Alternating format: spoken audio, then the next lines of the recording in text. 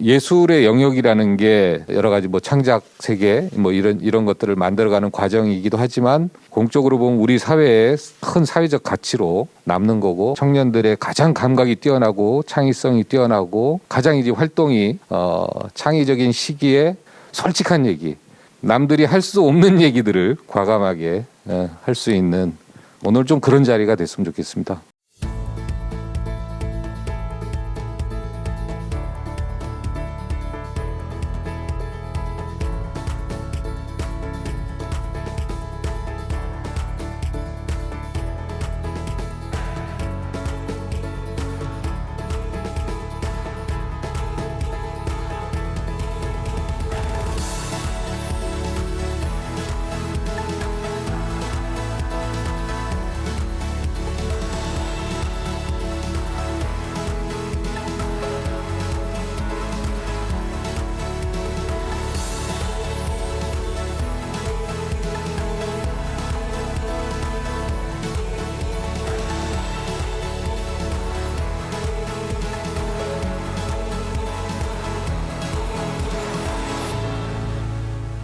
저는 이 파운드 코퍼레이션이라는 스타트업에서 그 브랜드 디렉터를 맡고 있어요. 일단 인센스 스틱은 그 전 직장에서 일에 파묻혀가지고 정신을 못 차릴 때 요가원에 갔어요. 근데 요가원에 가면은 왜 이렇게 향을 피워주지 않습니까?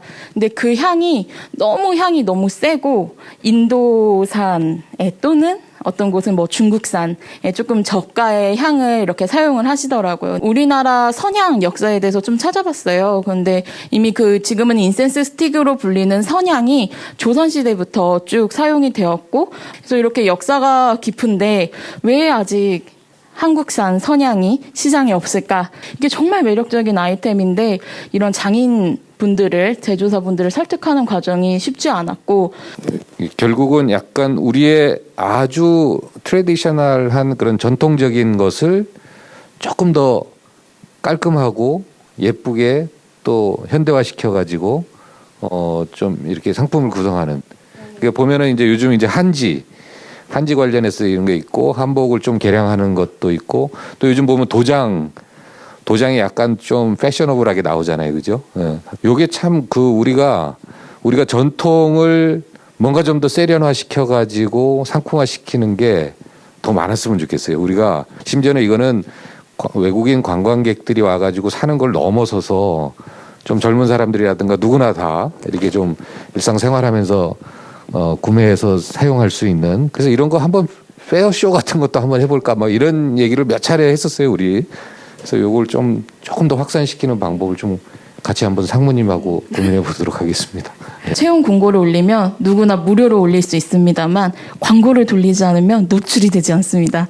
그러면 한 번 공고를 올리면요, 최소는 30만 원에서 그래도 좀 이렇게 노출된다 하면은 60만 원 정도를 공고에 써야 돼요.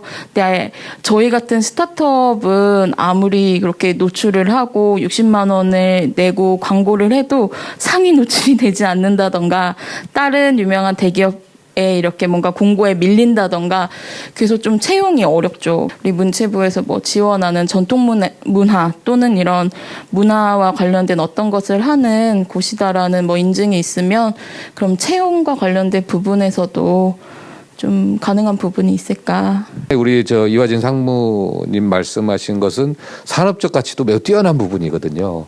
그러니까 이런 부분들을 이제 문체부 숙제입니다. 문체부 숙제라기보다는 우리 사회가 가지고 있는 숙제예요. 코로나 이후에 그동안 이제 문화와 예술이라는 것이 좀 남는 돈, 남는 시간에 그냥 쓰는 뭐 여가, 뭐 이제 이렇게 생각했는데 알고 봤더니 우리 일상의 가장 중요한 가치더라라고 느낀 거 아니겠습니까? 예, 그래서 그럼 이런 근거들을 정확하게 마련해서 재정 투입으로 연결돼야 되는데 또 아울러서 이게 지금 산업적 가치로 연결되는 이제 이런 부분들도 있기 때문에 좀 뭐 정부는 얼마든지 좀 이런 것들에 대한 준비는 돼 있어요, 사실. 그래서 이런 것들을 좀 특히 올해 내년에 이렇게 잘 끌어모아서 이게 또 거꾸로 피드백되고 지원될 수 있도록 그렇게 노력을 하겠습니다. 저는 콘텐츠 원 캠퍼스에 참여해서 VR 웹툰 형식의 요리 게임을 만들었는데요. 지금 현재 부천국제영화제랑 유니티가 협력 주최한 쇼필름 챌린지로 우승을 해가지고 그래서 지금 인천공항에서 전시를 하고 있습니다. 아무래도 애니메이션과 학생이고 그리고 VR 게임을 만들기 전에는 코딩도 모르고 그냥 좀 VR 기기를 제대로 다뤄본 적도 없었던 학생이었는데 제가 작년 상반기에 되게 좋은 기회로 XR 강의를 듣게 되었어요. 그냥 평면으로 하는 것보다 훨씬 더 몰입감이 있고 또 새로운 기술이니까 배워보면 좋겠다 싶어서 이제 외부 기술자분을 섭외를 해서 같이 만들게 되었습니다. 개발자 분들을 찾는 게 좀 애니메이션과 학생으로서는 제일 어려운 것이 소통을 하려면 어느 정도 또 용어를 또 알아야 되고 그리고 게임이 어떻게 만들어지는지 그 공정에 대해서도 잘 알아야 되기 때문에 먼저 섭외하기가 되게 어려운 부분이 있습니다. 그러니까 문화예술만을 위한 이거의 어떤 융복합을 위한 뭐 AR, VR을 적용하거나 뭐 여러 가지 디지털 역량을 하는 분야가 찾기가 어려워요. 방금 우리 이다빈 학생이 얘기한 것처럼. 그러니까 기존에 이제 흔히 ICT 관련된 사업을 하시는 분들을 찾아가서 내가 이런 걸 하려고 그러는데 너 이렇게 좀 도움을 줄 수 있어? 뭐 이제 이 정도 돼야 이제 되는 건데 그러면 이제 실제로 우리 중앙박물관이라든가 국립현대미술관 가면은요 또 국립중앙도서관 가면은 야, 이게 벌써 이 정도까지 됐나 싶을 정도로 이 AR, VR이 적용된 사례들이 깜짝 놀라요. 옛날 뭐 고구려 고분벽화에 있는 그림, 그게 어른어른거리고 이게 정확하게 저게 무슨 동작인지 잘 모르잖아요. 이런 것들이 이제 실제로 밖으로 딱 빼서 모션 캡처해가지고 어떻게 움직이는지, 아, 저게 저렇게 춤추는 거였구나라는. 그러니까 뭔가 좀 박물관이라든가 도서관 또 미술관에서는 그 관객으로 하여금 그 작품에 대한 전달력이라든가 이런 게 가장 극대화돼야 되는데 대한민국의 AR, VR 기술이 이런 것들에 대해서 가장 극대화시킨 이런 사례들이 있어서 이거는 또 다른 장르이기도 하고 향후 문화예술이